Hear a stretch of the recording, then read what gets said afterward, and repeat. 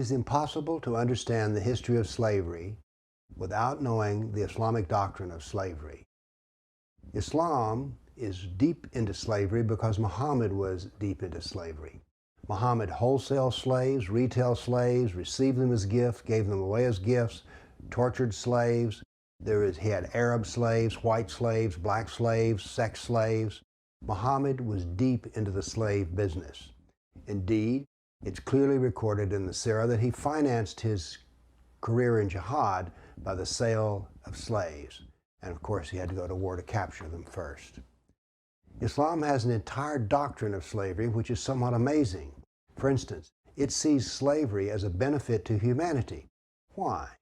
Well, you see, for the slave to become free, he must first convert to Islam.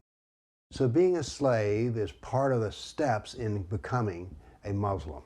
There are many things that you don't know about slaves. And for instance, I bet you don't know that although in the English language we have only one word for slave, in Arabic they have nearly 40. There's a reason for this. Arabs had a lot of use for slaves. For instance, do you know that nearly 1 million Europeans were brought into slavery by the slave raids, jihad of Islam?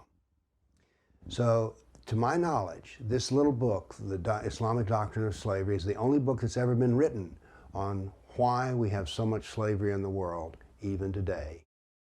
Thank you.